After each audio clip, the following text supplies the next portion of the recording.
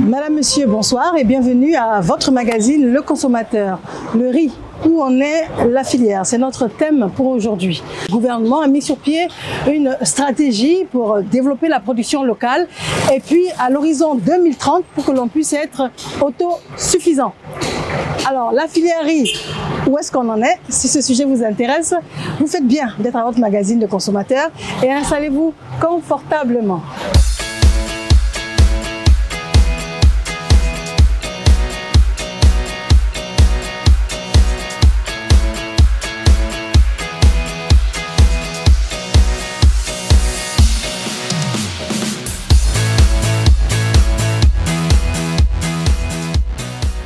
Voilà, nous parlerons riz avec l'agence ADERI. C'est une structure de l'État, c'est l'agence pour le développement de la filière de riz en Côte d'Ivoire. C'est une structure qui a été créée en Conseil des ministres, nous étions en 2018, précisément le 10 janvier. Nous y avons rendez-vous avec son directeur général. On y est, on y va.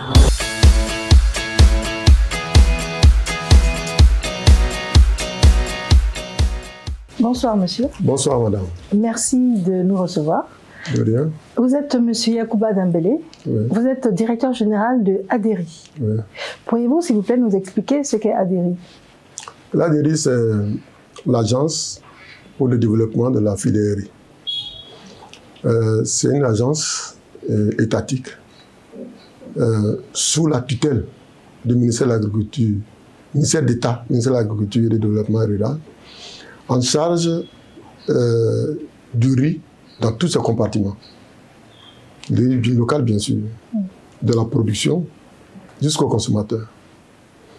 Et de faire en sorte que la Côte d'Ivoire puisse être autosuffisante en riz. C'est-à-dire que ce que nous produisons correspond à notre besoin de consommation. Voilà. Et dans ce cadre-là, donc, l'ADERI déploie ses activités, mais il y a une spécificité. Contrairement aux anciennes structures, notamment la souderie, l'ADERI est dans le faire-faire. Elle est responsable de faire en sorte que la Côte d'Ivoire puisse produire autant que nous consommons, mais elle ne produit pas elle-même, elle ne transforme pas, elle ne commercialise pas. D'accord. C'est vrai, ça c'est très important. Mais c'est nous qui sommes responsables. Donc nous devons faire en sorte que chaque acteur de la filière puisse avoir l'environnement le meilleur pour faire ses activités, faire ses profits et participer à cette autosuffisance en riz. Ça veut dire que vous avez un rôle de coordination un peu? De coordination et d'appui. D'appui, voilà, d'appui, de coordination, pour que chaque acteur puisse dire, bon, ben, moi, je suis dans les meilleures conditions, par exemple pour produire, j'ai fait de bons rendements, et je produis telle quantité de riz, je participe à l'autosuffisance avec telle quantité de riz. Donc, toutes les quantités mises à part, on a atteint un certain niveau de production. Alors, nous avons beaucoup de questions à vous poser, mais j'aimerais vous demander de suivre avec moi un reportage. Nous sommes allés dans une plantation de riz à Subiakro, donc c'est une localité de Yamoussoukro que vous connaissez sûrement. Très bien. Très bien, non? Oui, oui. Je vous propose de suivre avec moi ce reportage. Je suis Yaoukwakou Marcel. Je suis producteur de riz, champion SRI. J'ai été décoré 2 fois au niveau du riz. Et j'ai eu en 2013 le prix d'excellence de meilleur producteur national au niveau de la riziculture irriguée. J'ai choisi le riz parce que pour moi c'est une passion. Et puis effectivement c'est parce que aussi la riziculture c'est un métier comme tout autre. Et ça nourrit son homme. C'est pour cela que j'ai choisi le riz. Et donc ça fait très longtemps. C'est ce que je fais comme métier. J'ai commencé à produire le riz depuis 2000. Au niveau de la riziculture irriguée, la différence avec le riz pluvial, c'est qu'ici on a une maîtrise d'eau. Il y a un barrage et il y a les canaux. Il y a le canal primaire qui permet d'irriguer les parcelles. Donc ici, on peut faire 2 cycles dans l'année. Si toutes les conditions sont réunies à des variétés à un cycle, les variétés qui ont un cycle un peu court, on peut même aller jusqu'à 3 cycles. Mais présentement, nous faisons 2 cycles. Bon, ce qu'il nous faut pour améliorer la production, 1, il faut d'abord la sémence de qualité. Et de 2, le matériel agricole pour la préparation du terrain. Vous voyez, souvent, il y a des motoculteurs. Vous allez d'abord, des privés, vous allez payer, mais pour que le monsieur vienne faire ton travail, c'est tout un tas de problèmes. Et il y a des pannes qui, chaque fois des pannes, et puis ça retarde aussi le travail. Donc, au niveau du matériel agricole, ça, c'est un gros souci. Et c'est coûteux. Vraiment, c'est difficile aujourd'hui pour le producteur. Maintenant, il y a aussi des soucis. Ça, souvent, j'attire l'attention des projets. Je pense que l'État a aménagé les sites. Il y a beaucoup de périmètres aménagés qu'on n'arrive pas à exploiter. Mais les chefs de terre sont identifiés. Je voudrais qu'on mette de l'ordre. Parce que c'est vrai, on a aménagé les terres, on a mis l'argent du contribuable, c'est très coûteux. Mais il faut qu'on mette de l'ordre pour que l'allocation, c'est normal. Il faudrait que au moins l'État fasse en sorte que ce que les chefs de terre doivent avoir et puissent avoir, et que les producteurs aussi soient protégés, qu'ils puissent travailler comme il se doit. Parce que le riz qu'on produit, c'est du riz frais. Il a un parfum naturel. On peut même manger simple. Parce que entre la date de récolte et la date de blanchiment, ça n'excède même pas un mois. Donc tous les éléments nutritifs sont intacts. Donc vraiment, je voudrais qu'on nous aide à nourrir bien les Ivoiriens. Oui, bon, là nous disons merci aussi à l'État parce que je pense que dans le cadre du projet DPI Bélier, ils ont aménagé quelques sites, surtout le périmètre de Subiacro, où on avait beaucoup de problèmes d'inondation au niveau des drains. Et ils ont curé les drains, ils ont essayé de reprofiler un peu les voies et de corriger un peu les canaux pour nous permettre de pouvoir, pour éviter les problèmes d'inondation. Donc là, vraiment, effectivement, on leur dit merci, mais il faut encore aller plus loin. Parce que je pense que au niveau de la riziculture irriguée, l'eau, c'est l'intrant numéro 1. Vous pouvez tout avoir, mais si vous n'avez pas l'eau, vous ne pourrez pas travailler. Donc là, vraiment, je dis un grand merci à l'État. Maintenant, on a eu aussi certaines formations avec les structures étatiques qui nous accompagnent au niveau de, comment dirais-je, au niveau des semences. Et bon, il y a quand même quelques cartes d'échange qui nous permettent de dire réellement ce qu'on vit sur le terrain. Alors, on constate que les agriculteurs apprécient les efforts du gouvernement, mais beaucoup reste à faire encore. Oui, oui, beaucoup reste à faire. On n'est pas encore autosuffisant, madame. Tant qu'on n'a pas atteint l'autosuffisance, il y aura toujours des insatisfaits, et ce qui est normal. C'est la raison pour laquelle nous sommes là. Faire en sorte, comme je vous l'ai dit, que chaque acteur puisse être dans un environnement qui lui permette de faire ses activités et de faire des profits. Pour le producteur, c'est quoi? Qu'il ait les intrants, c'est-à-dire engrais, semences, herbicides. C'est la première chose qu'il va demander. Ensuite, il va demander qu'on l'appuie pour la mécanisation. C'est plus normal qu'aujourd'hui, on fasse le labour à la daba, qu'on fasse la récolte avec les faucheuses et tout ça. Donc ça, c'est le travail du gouvernement. Ça, c'est au niveau des producteurs. Ensuite, vous allez au niveau des transformateurs. C'est-à-dire que les usines vont dire, appuyons-nous, parce que notre matériel est vieux, on a besoin que le plateau technique soit plus intéressant, plus moderne, pour produire du riz plus blanc. Et les gens qui font la distribution vont dire, ah oui, on voudrait que le gouvernement nous appuie pour construire des magasins, pour avoir des grands centres, et ainsi de suite. Donc nous, notre art de faire en sorte que toutes ces préoccupations-là soient prises à notre niveau, on y réfléchit, on voit comment on peut les aider sans les remplacer. Voilà. Sans les remplacer, c'est-à-dire? Sans faire nous-mêmes le travail. D'accord. Voilà, ça c'est très important. Voilà. Alors, ça me pousse à vous poser la question suivante. Quel est l'état des lieux déjà? On a bien compris qu'on n'est pas autosuffisant, mais quelles sont nos capacités de production? Et puis, qu'est-ce qui est fait aujourd'hui? La situation, elle est laquelle? La création de l'OND de l'Algérie, tout ça date de 2012. Et à partir de là, on a mis en place ce qu'on appelle la stratégie nationale de développement de la riziculture, qui a été adoptée par le gouvernement et que nous suivons, que nous faisons en sorte de mettre en œuvre. On commence par le producteur. La première chose, c'est de faire en sorte qu'on ait des semences sélectionnées de bonne qualité. Voilà. Et ici en Côte d'Ivoire, la semence de riz, on ne la produit pas n'importe comment. C'est tout un processus. On a des paysans qu'on appelle des paysans multiplicateurs de semences. et ils reçoivent la semence de base, c'est-à-dire les grands-parents, l'arrière-grands-parents même du riz que nous consommons. On prend ça à la recherche. Donc avec ça, on a des multiplicateurs de semences, c'est-à-dire des gens qui sont spécialisés dans la production de semences. Leur plantation est encadrée. Elle doit même être un peu éloignée des autres. Pour ne pas qu'il y ait des mélanges entre les variétés de riz qui sont à côté avec ces semences-là. Une fois ça, on va suivre le producteur jusqu'à la récolte. Et avant la récolte, pendant qu'il produit, nous avons des inspecteurs du ministère, notre ministère de tutelle, ministère d'État, ministère de l'Agriculture, qui vont venir contrôler la parcelle chaque 15 jours pour voir s'il n'y a pas de mélange. Et à la récolte, ils vont contrôler encore et effectivement, vous pouvez récolter. Quand on a récolté, on envoie ça d'abord au niveau de la recherche. Et on a un laboratoire d'analyse qui va dire effectivement ce que vous m'avez envoyé là, c'est effectivement la semence là, telle variété de semences que vous avez envoyée qui est aux normes. À vous écouter parler, le processus est impressionnant et puis très précis. Très précis. Très précis. On a combien de variétés de riz en Côte d'Ivoire? En termes de variétés, vous avez les variétés traditionnelles et puis les variétés qui ont fait l'objet de croisement au niveau de la recherche. Si on prend tout ça, en Côte d'Ivoire, la recherche a répertorié près de 900 variétés. 900? 900 variétés, voilà. Chaque variété a ses particularités. Je prends un exemple.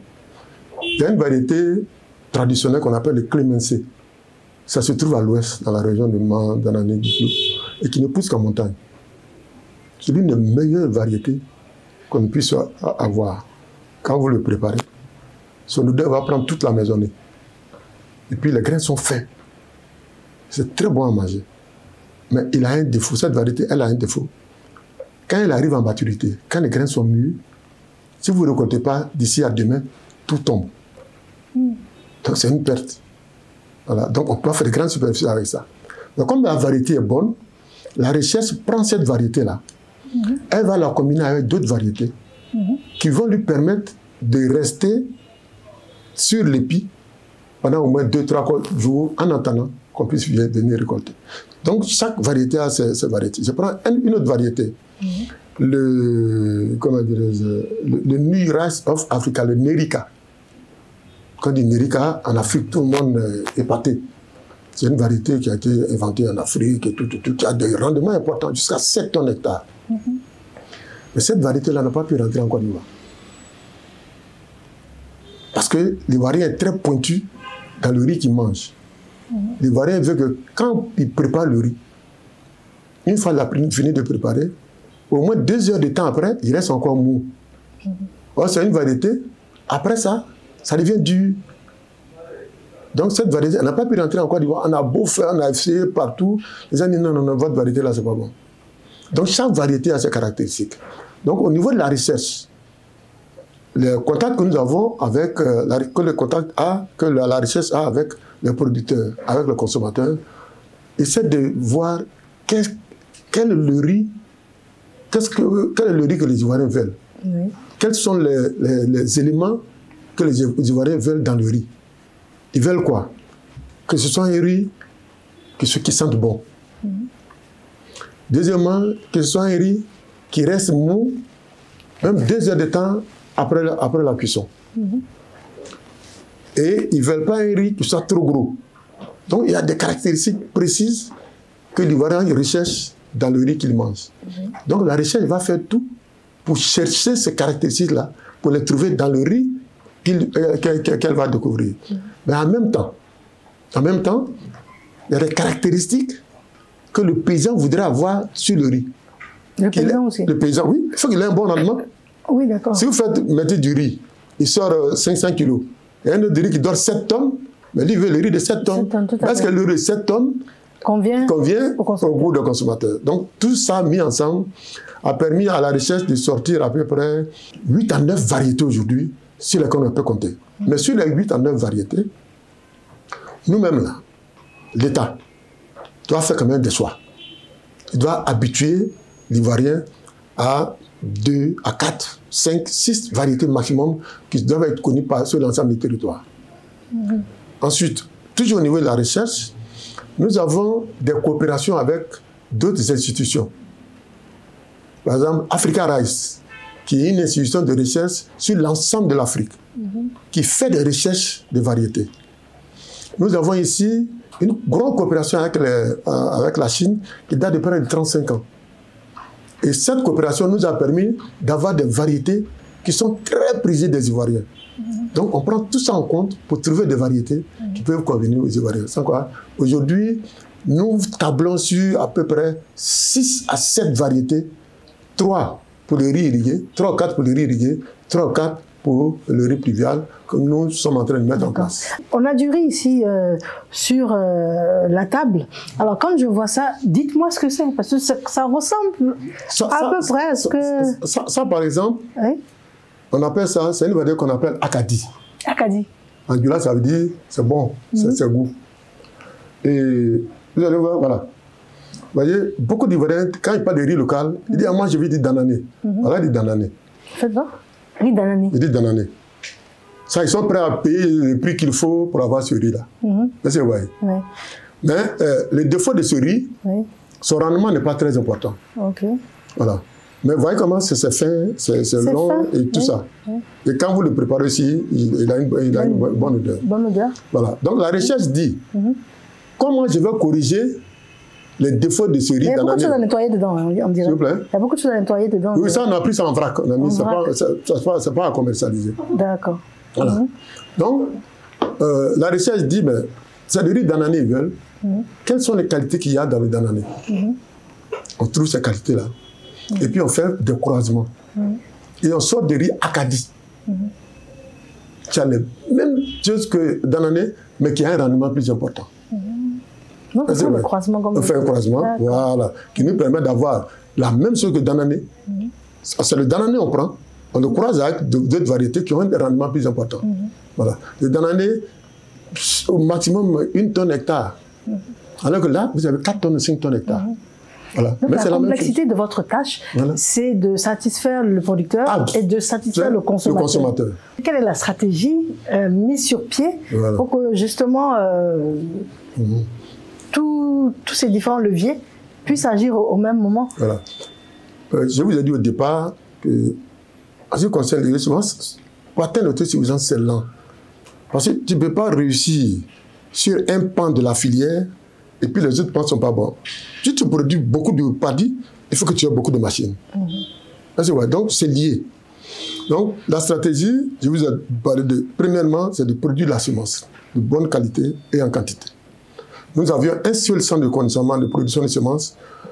Nous sommes en train de faire, en fin 2023, nous aurons 7 nouveaux centres de production de semences qui auront vocation pour la Côte d'Ivoire, mais aussi servir les autres pays qui, souvent, nous demandent des semences en riz.